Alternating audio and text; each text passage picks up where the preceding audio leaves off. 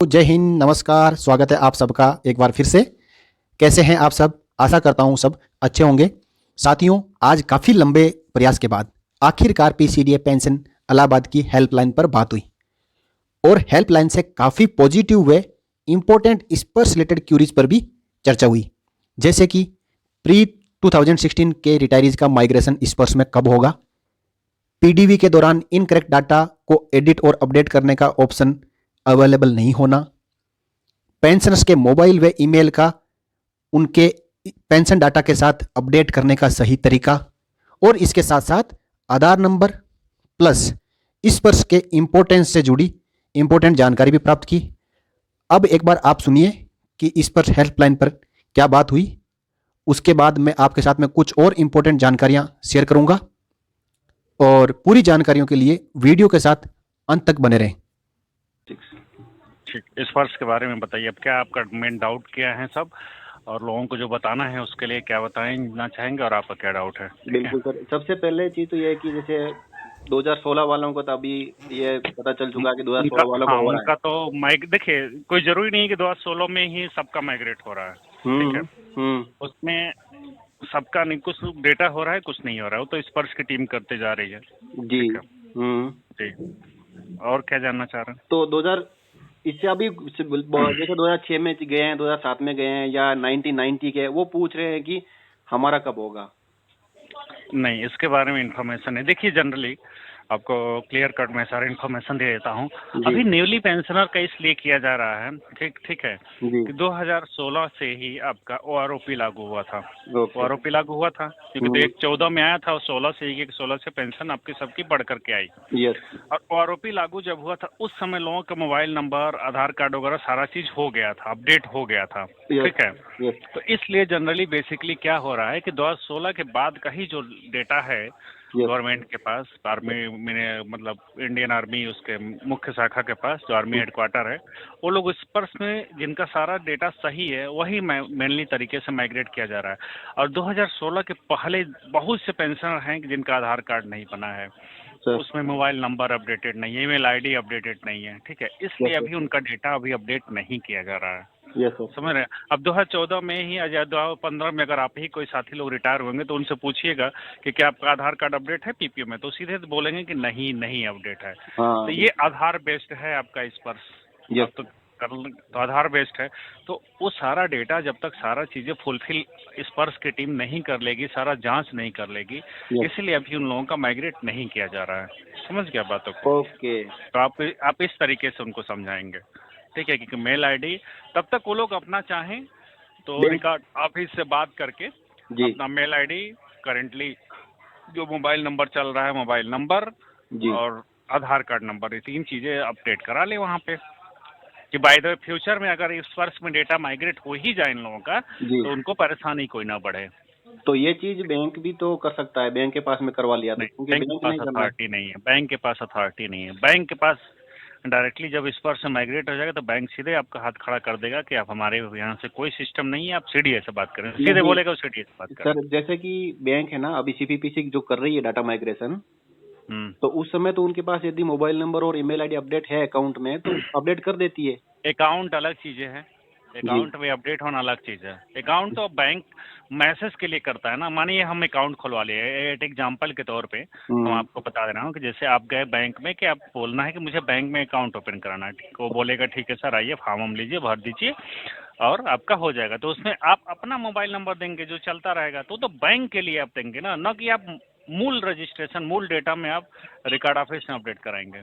Okay, ये बात एक है ना क्लियर नहीं हो पा रही थी अभी तक कि लोग बोलते हैं बैंक में मैंने करवा लिया लेकिन मेरा नंबर स्पर्श में अपडेट नहीं हुआ और ओटीपी और यूजर नेम पासवर्ड नहीं आया।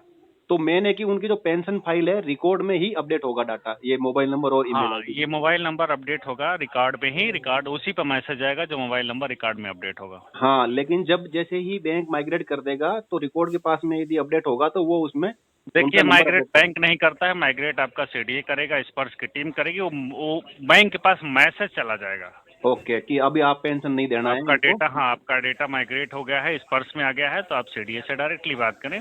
ठीक है जी, हाँ जी, हाँ जी। ओके जी। ओके।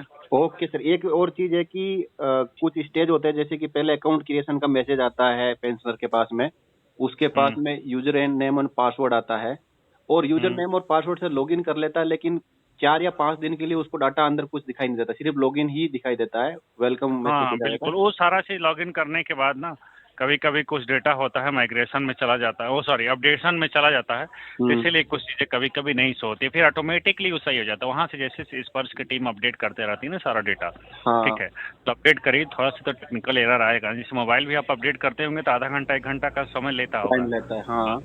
अच्छा, अब इतना बड़ा माइग्रेशन का डेटा है, 33 लाख टोटल पेंशनर है आर्मी के, तो यानी कुछ नहीं तो 8-10 लाख तो माइग्रेट हो ही गए हैं, तो थोड़ा टाइम लगेगा ना सारा चीज़। कोई भी चीज़ें नया इम्प्लीमेंट जब होती है लाइक दैट, कोई भी चीज़ आप समझ लीजिए, थोड़ा सा स्टार्टिंग फेज में थोड़ा बहुत तो टाइम लगता है ना सर। लगता है लेकिन कि चार्टर एक निकालना चाहिए था पीसीडी ने सर, पूरे पेंशनर्स के लिए, कि हैंडबुक एक निकालना चाहिए था कि क्या होना है इसमें, स्टेप क्या रहेंगे।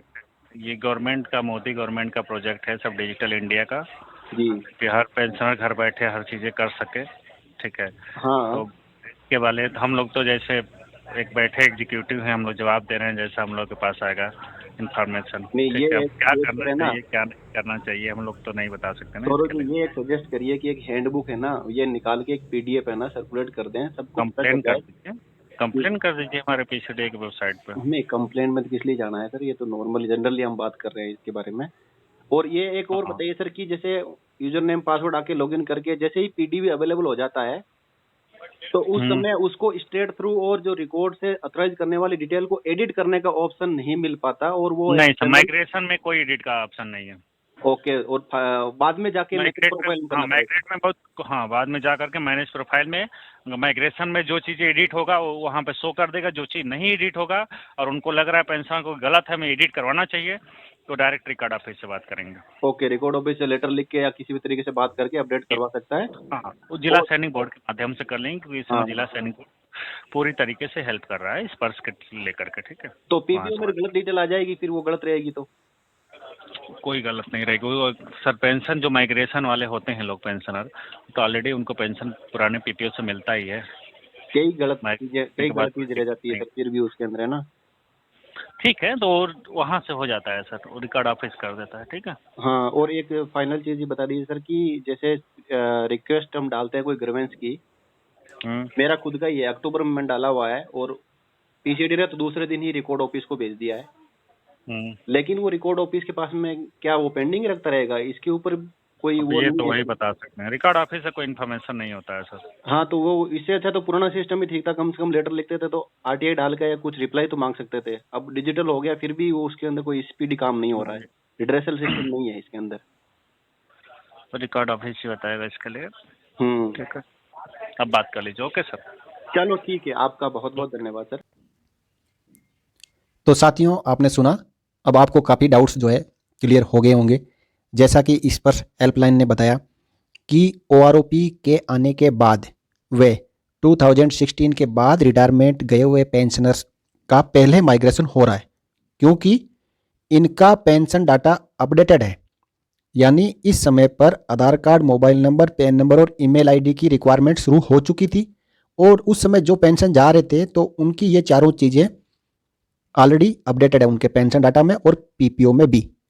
आगे हेल्पलाइन का कहना है कि 2016 से पहले जो पेंशन गए हैं उन पेंशनर्स का पैन, आधार, मोबाइल व ईमेल उनके पीपीओ व पेंशन डाटा के साथ अपडेट नहीं है।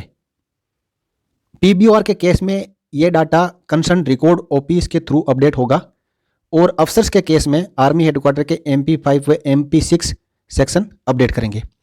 इसलिए सभी अफसर और पीबीओआर को अपने माइग्रेशन का इंतजार ना करते हुए अपने पेंशन डाटा के साथ ये चारों चीज़ें, मोबाइल नंबर, पैन नंबर, आधार नंबर व ईमेल आईडी अर्जेंटली अपडेट करवा लेनी चाहिए।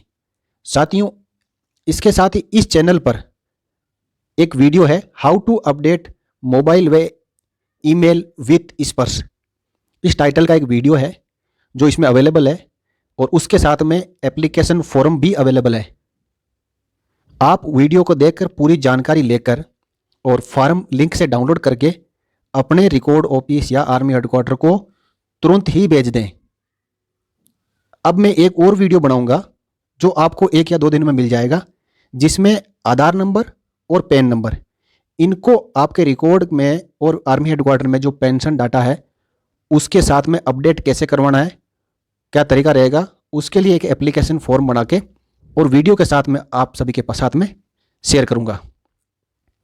साथियों, ये डिटेल्स यदि आपकी अपडेट रहेगी तो आपको इस पर से रिलेटेड कोई प्रॉब्लम नहीं आएगी। अदरवाइज आपका माइग्रेशन हो जाएगा, लेकिन इस पर से रिलेटेड सर्विसेज का आप उपयोग नहीं कर पाएंगे। इस पर से रिलेटेड सर्विस कौन सी है कि आपकी पेंशन स्लिप डाउनलोड करना, आपका पीपीओ डाउनलोड करना, आपके पेंशन डाटा वेरिफिकेशन को डाउनलोड करना, आपकी डिक्लेरेशंस को डाउनलोड करना। इसके साथ साथ यदि कोई इनकरेक्ट डिटेल है तो अपने प्रोफाइल को मैनेज करना, यानी एडिट या अपडेट करना। इसके बाद पेंशन में कोई एनोमलीज रह गई होगो तो उसके लिए ग्रीवेंस डालना, आपका फॉर्म 16 डाउनलोड करना, आपको income tax saving proof upload करना जो इन्वेस्टमेंट डिक्लेरेशंस में होता है। इस तरीके की ढेर सारों ऐसी सुविधाएं हैं जो एक ही आपके लॉगिन और पासवर्ड से आपको अपने मोबाइल में प्राप्त होती है। इन सुविधाओं का लाभ यदि आपका मोबाइल नंबर या ईमेल आईडी आपके स्पर्श के साथ अपडेट नहीं है तो ये सुविधाएं आप नहीं ले पाएंगे। आगे मैं आपसे एक प्रार्थना करूंगा कि आप अफवाहों पर ध्यान न दें, जिसमें यह बताया जा रहा है कि पेंशनर्स का कोई भी डाटा उनकी रिकॉर्ड ऑफिस में होता ही नहीं है। यह कैसे संभव हो सकता है साथियों? रिकॉर्ड ऑफिस आपका डाटा नहीं रखेगा तो आपका डाटा का मॉनिटरिंग कौन करेगा? पेंशनर का डाटा किसके पास रहेगा? यह सोचने वाली बात है। एक पेंशनर पेंशन जाते समय भी सब कुछ चीज़ उसका रिकॉर्ड ऑफिस के थ्रू होता है, उसको डिस्चार्ज बुक रिकॉर्ड ऑफिस के थ्रू मिलती है, उसका कोरिजेंडम पीपीओ रिकॉर्ड ऑफिस के थ्रू होता है, उसका हालांकि फैमिली पेंशन भी रिकॉर्ड ऑफिस के थ्रू प्रोसेस होती है, जिला सैनिक बोर्ड का चैनल भी रिकॉर्ड ऑफिस है, पीसीडीए का चैनल भी रिकॉर्ड ऑफिस है। फिर भी कुछ, अब मैं नाम नहीं लेना चाहूँगा, ऐसे गुमराह कर रहे हैं जो हमारे सीनियर सिटीजन और वेटरन्स और जो पूर्व पेंशनर्स है कि आपका कोई भी डाटा रिकॉर्ड ऑफिस में नहीं है। आप अपना मोबाइल नंबर और ईमेल अपडेट करने के लिए भी आप रिकॉर्ड ऑफिस में मत भेजो। साथियों, एक बात मैं यहाँ 100% क्लियर कर देता हूँ, पीसीडीए पेंशन इलाहाबाद डायरेक्टली आपका कोई भी काम नहीं करेगा।